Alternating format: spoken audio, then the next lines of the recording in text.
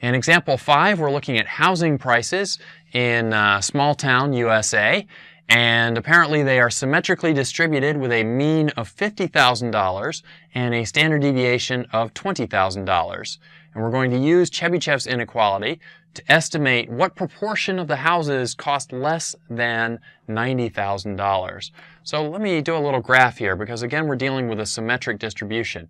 You'll actually find out that this problem is quite similar to an earlier one we did. I think it was example 3 in this lecture. So if you remember how to do that one, you might want to try doing this one yourself before you watch me give the answers here, because it works out pretty similarly.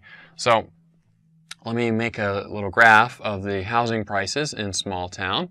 And again, they're symmetrically distributed, so I'm going to draw something nice and symmetric here.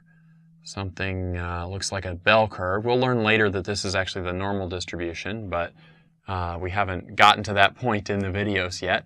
And they're distributed around a mean of $50,000. So mu here is, I'll just say 50. I won't bother with the thousands. Now we want to estimate the proportion of houses that cost less than $90,000. So let me put in a 90,000 here. That's somewhere up beyond 50. That's 90. And we're told that we have a standard deviation of 20,000. So I guess that means the distance from the mean to the cutoff we're interested in is 40. So that's 2 sigmas, 2 standard deviations, because that's 2 times 20. And because we're going to be using it, let me go ahead and put in 2 sigmas in the other direction. 2 sigmas in the other direction, which I guess would get you down to 50 minus 40 is 10 on the low side there. So that's just setting up the picture. We still need to bring in Chebysheff's inequality. So Tchebysheff says the probability that y will be more than k standard deviations away from its mean is less than or equal to 1 over k squared. So in this case, we're interested in being 2 standard deviations away from the mean. The way I got that was 90 minus 50 is 40, which is 2 times 20. So that's 2 standard deviations there. So the probability that y minus 50 is the mean here is greater than or equal to, we already said k was 2. Sigma is the standard deviation, 2 times 20, so that'll be 40. According to Chebysheff's inequality, that's less than 1 over k squared, 1 over 2 squared, which is 1/4. So the probability of being that far away from the mean is less than 1/4. So let me go ahead and fill that in here. That's this probability, but it's also the probability on the low end, because we're told that we have a symmetric distribution here. So what we know is that all that shaded region there has combined probability.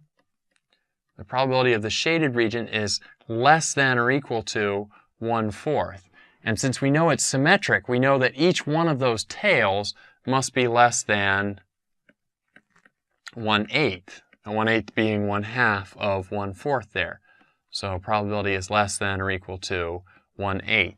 So let me go ahead and fill that in. The probability, in particular, that y is bigger than 90, the probability that y is bigger than 90, according to Chebysheff's inequality, since we are allowed to split it up between the top end and the low end, we said the distribution was symmetrical, is less than or equal to 1/2 times 1/4, which is 1/8. And well, that was the probability that a house was greater than 90. We want to estimate the proportions of houses that cost less than 90,000. So the probability that y is less than 90, well, we turn that around, and so it's greater than or equal to 1 minus 1/8. But of course, that's 7/8. And if we convert that into a percentage, that's halfway between 3/4 and 1. So that's halfway between 75 and 100. So that's 87.5%. So the proportion, or the probability, the proportion of houses that cost less than $90,000 in this town is, well, I can't say it's equal to 87%, but it's at least 87%, 87.5%. So I could say that at least 87% of the houses in this town must cost less than $90,000. That's the interpretation that I could put on that. At least 87% of these houses cost less than $90,000. So let me recap where that's coming from. The probability that y minus mu is greater than k sigma is less than 1 over k squared. That's just the original version of Chebysheff's inequality. And so in this case, my mu was 50. That came from the mean housing price there. Standard deviation, the sigma is 20. That was also given to us in the problem. Now, I had to figure out what k would be, and in order to figure out what k would be, I wanted to know what I was being asked about. I was being asked about houses costing less than $90,000. So we're going to use 90 as our cutoff. And so 90 minus 50, that's 50 is the mean, 90 is what we're interested in. The difference there is 40, which is 2 standard deviations, 2 times 20. So that's where I get my k is equal to 2 there. K is equal to 2. So I plug that in to Chebysheff's inequality, and I get that the probability is less than 1/4. That's the probability of being 2 standard deviations away from the mean in either direction. So that includes both of these regions here, both the high region and the low region. But I'm really only interested in how many of the houses are costing too much on the high side. So I'm going to cut that region in half and get a probability of less than 1/8. So that's why that is less than 1/8, less than 1/8. And that was describing the number of houses, or the proportion of houses that cost more than $90,000. I want to find the proportion of houses that cost less than $90,000. So I switch that around. Instead of talking about 1/8, I talk about 1 minus 1/8. And instead of talking about less than or equal to, I have a greater than or equal to. And of course, 1 minus 1/8 simplifies down to 87.5%. So my answer here is, I don't just say 87.5% is my answer. My answer is that at least 87.5% of the houses in this town cost more than $90,000. And the at least part is a very important part of the answer there. So that wraps up our lecture on Chebysheff's inequality. Kind of think of this as a companion to the lecture on Markov's inequality, which we have. One of the previous videos is on Markov's inequality. They sort of go hand in hand. Markov's inequality, you just need to know the mean. Chebysheff's inequality, you need to know the mean and the standard deviation because of that sigma there. So you need to know both for Chebysheff's inequality, and you do a little more computation for Chebysheff's inequality.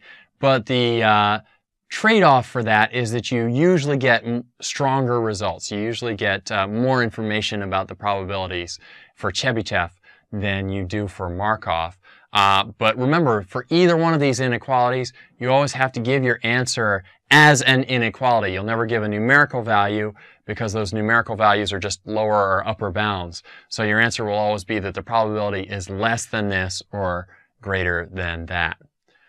So that does it for Chebysheff's inequality, kind of wrapping up a chapter here. We'll jump in later on with the binomial distribution, so I hope you'll stick around for that. You are enjoying the probability lecture series here on Educator.com, and my name is Will Murray. Thanks very much for watching. Bye-bye.